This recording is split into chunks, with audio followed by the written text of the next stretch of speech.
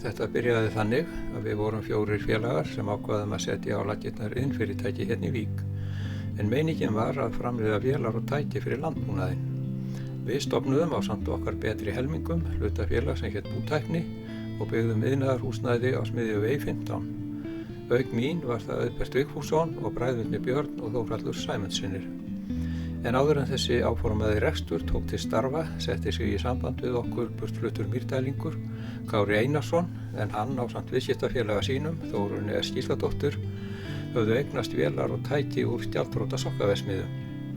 Hann hafði mikla trú á að svona rekstur gæti verið arðvænlegur, svo við slógum til, breyttum okkar fyrri áformum og stofnuðum hlutafélagið Víkurprjón. Auk þess bættist þá í hópinn Guðmundur Guðlaugsson í Vík sem var mikill áhugamaður atvinnuuppbyggingu hérna, svo stofnfélagarnir urðu 7.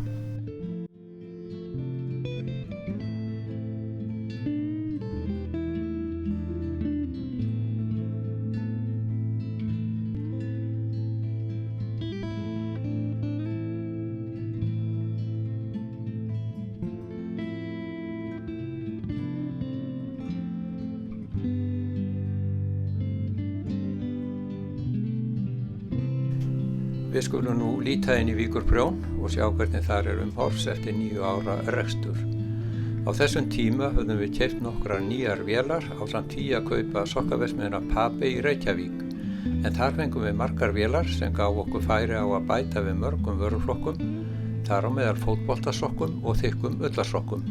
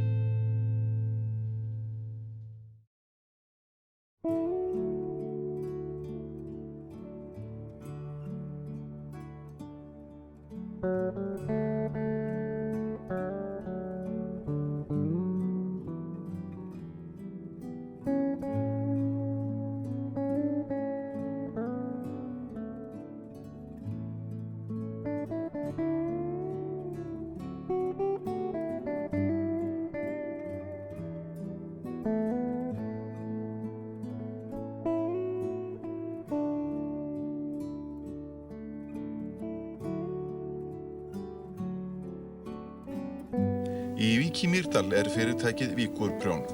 Það hefur í 13 ár einbeitt sér að framleiðslu sokka.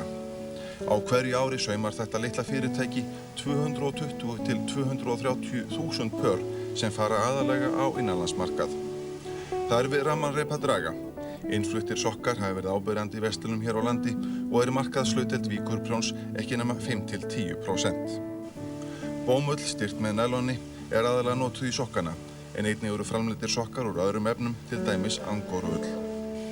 Sokkarnir eru prjónaðir í fullkomnum vélum eins og þessari, en það tekur hún aðeins 30 sekúndur að prjóna hvern sokk. Samkeppnin á markaðnum hörð. Við erum að keppa nánast beint við vörur frá nágrannalöndunum þar sem kannski mánaðarlaun fólks þar í þeim verksmiðjum kannski 500 krónur. Árið 1970 hóf prjónastofan Katla starfsemi í húsi verslunarfélags Vestur-Skaftfellinga í Vík. Þá var gullöldin í framleiðslu á vélprjónuðum flíkum úr íslenskri ull sem seldar voru í stórum stíl, sérstaklega til Bandaríkjanna og Rússlands. Katla flutti sig set í verslunarhús Kaupfélags Skaftfellinga eða upp úr 1980. Á haustdögum 1992 fór fyrirtæki sem þá hét orðið Saumastofan Gæði í þrot og í byrjun árs 1993 yfirtók Víkurprjón þennan rekstur og var með starfsemi á báðum stöðum í 2 ár, eða þangað til nýtt iðnaðarhús var byggt að Austurvegi 20 og öll starfsemin flutt á einn stað. Þetta var einmitt á sama tíma og ullarsala á erlendum markaði var að leggjast af að mestu og þess vegna nokkuð djörf ákvörðun en átti samt eftir að verða gæfuspor fyrir Víkurprjón.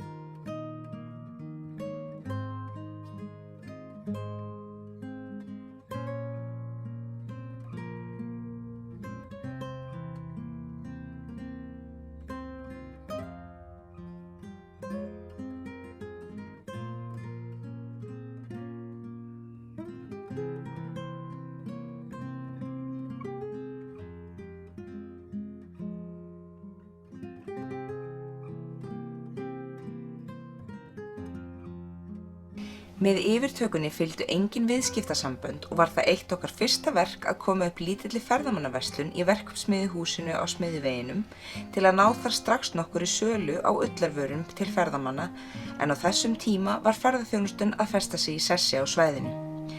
Tom Holton, fyrrverandi eigandi Hildu HF og brautryðjandi í sölu á íslenskum ullarvörum á Ameríkumarkaði, bauð fram aðstoð sína og kom okkur í samband við 2 gamla viðskiptavini hans, vestanhafs, en það hjálpaði okkur nokkuð yfir fyrsta og erfiðasta hjallan í þessu nýja verkefni.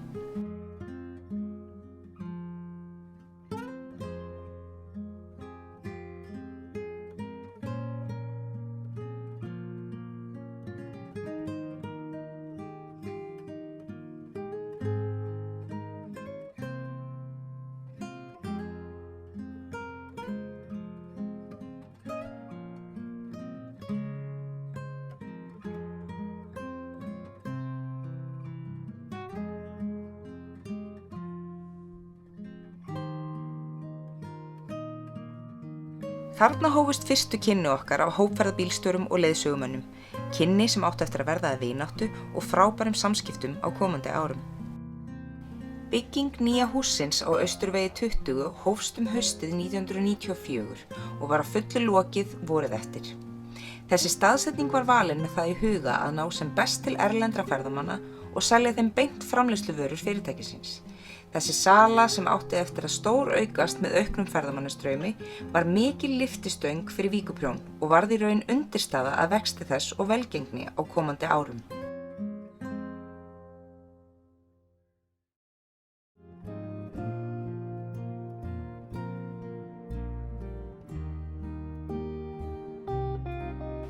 Starfsemi í nýja húsinu hófst miðjan maí 1995 en þar var öll vinnuaðstaða og aðbúnaður starfsfólk mun betri en í gamla verksmiðjuhúsinu. Húsið var svo vígt í byrjun júní.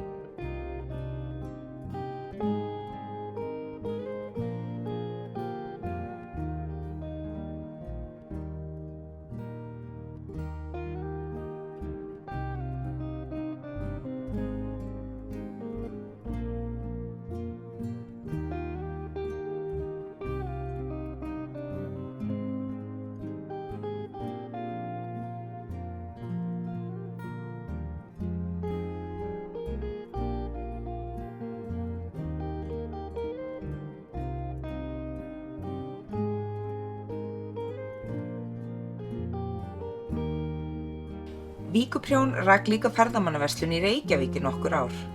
Björg, Díana og Elín sem þar unnu taka hér á móti verðlaunum fyrir bestu ferðamannaverslun Reykjavíkur árið 2000.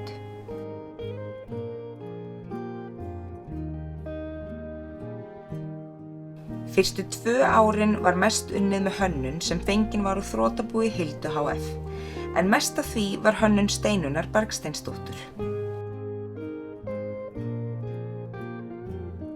Í framhaldinu komu ýmsir að hönnun og ullarvörunum sem Víkurprjón framleiddi. Margar gerðir af peysum, jökkum og smávöru voru hannaðar af starfsfólki Víkurprjóns. Margir lögðu þar hönd og plóg en að öðrum ólöstuðum var Guðrún Ólafsdóttir þar fremst meðal jafningja. Hér brugðið upp nokkrum myndum af þessari heimahönnun okkar.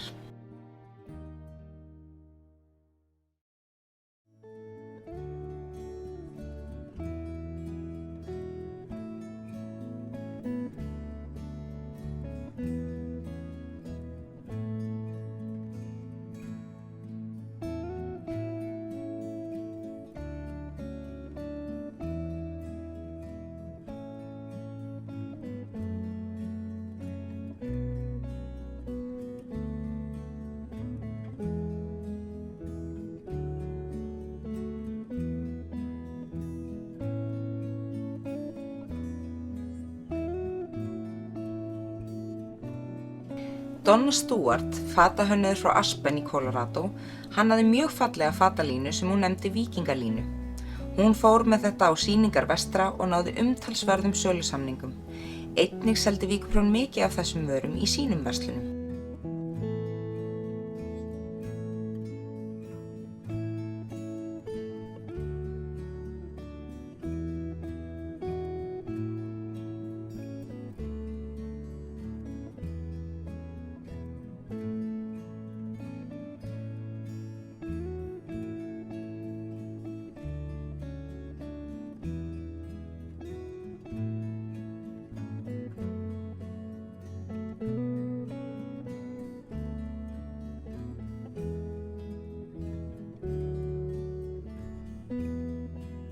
Samstarf við hönnunarteymið Vík Prjónsdóttir var afskaplega skemmtilegt og gefandi, en þau hönnuðu nýstárlega línu úr íslensku ullinni og sóttu mikið af hugmyndum í þjóðlegan fróðleik og þjóðsögur.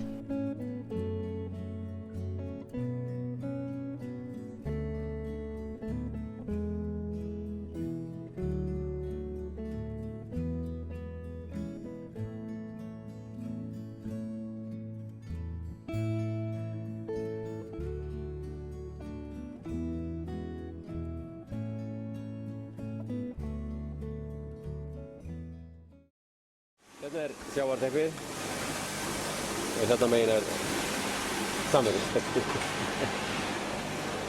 Það eru allar upplýsingar fyrir prjónið.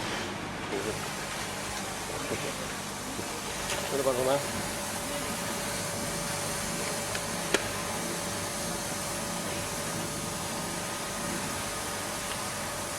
Og það er bara að spila af bólunni inn á tölvuna.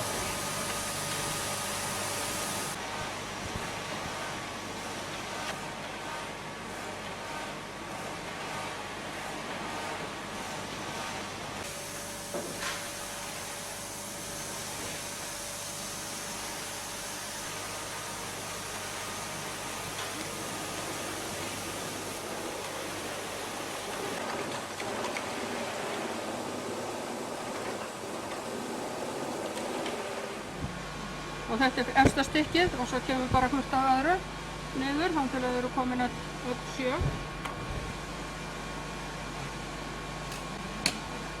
Svo erum við að finna það að þetta sé þannig að það sé rétt saumað báðum megin frá.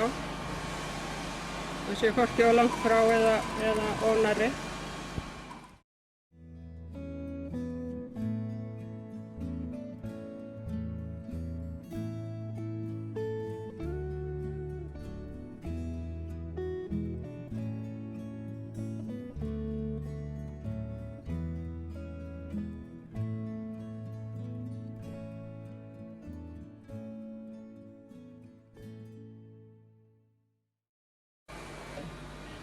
Ég held að það sem gefur Vík Prjónsdóttir gildi, það sé kannski það að þeir tengja þetta við svona sagnir, þjóðsögur eða þannig.